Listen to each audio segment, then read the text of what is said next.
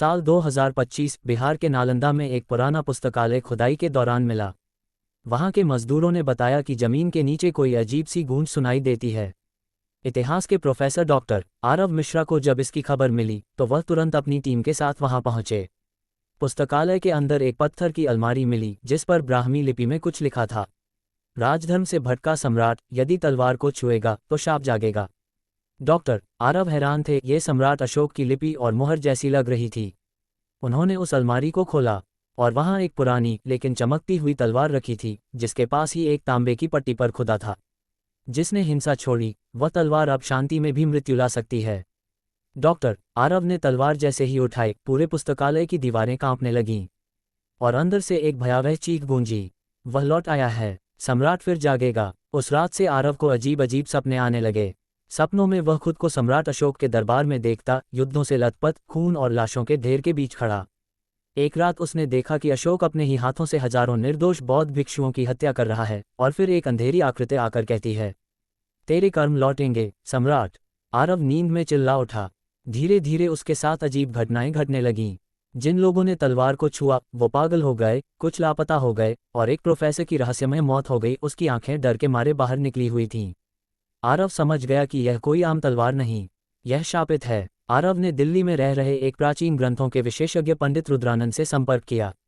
रुद्रानंद ने बताया, सम्राट अशोक ने कलिंग युद्ध के बाद बुद्ध धर्म अपनाया, लेकिन उससे पहले उसने एक ऐसा यज्ञ किया था जिसमें 10,000 मनुष्यों की बलि दी गई थी।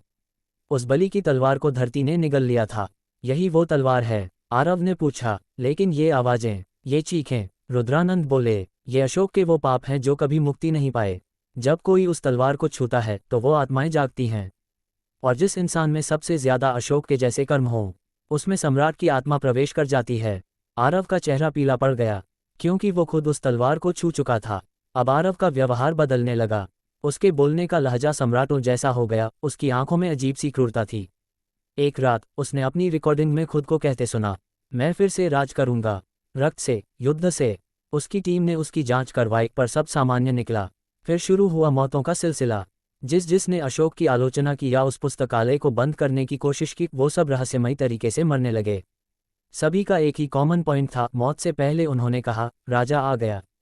रुद्रानंद ने बताया, एक ही उपाय है, अशोक की आत्मा को उसी जगह वापस भेजना जहां उसने शांति का व्रत लिया था, बोध गया, और वहां उस तलवार को अग्नि में समर्पित करना।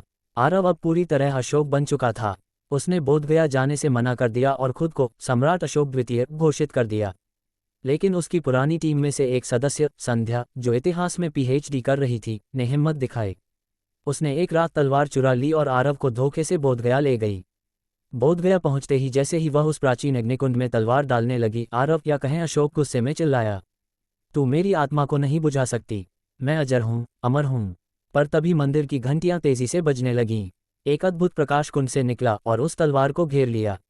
आरव जमीन पर गिर पड़ा, चीखता रहा, तड़पता रहा और फिर बेहोश हो गया। आरव एक हफ्ते बाद होश में आया, बिल्कुल सामान्य था, उसे कुछ याद नहीं था। संध्या ने बताया कि उस रात जब तलवार अग्नि में समर्पित हुई तब आरव की आंखों से आंसू बहने लगे और उसके शरीर से एक धुंध सी आत्मा बाहर निकलकर आकाश में विलीन हो गई। बोधगया के संतों ने कहा, अशोक की आत्मा को मोक्ष मिला, उसका अंतिम पाप भी समाप्त हुआ। अब तलवार नहीं, बस एक इतिहास है।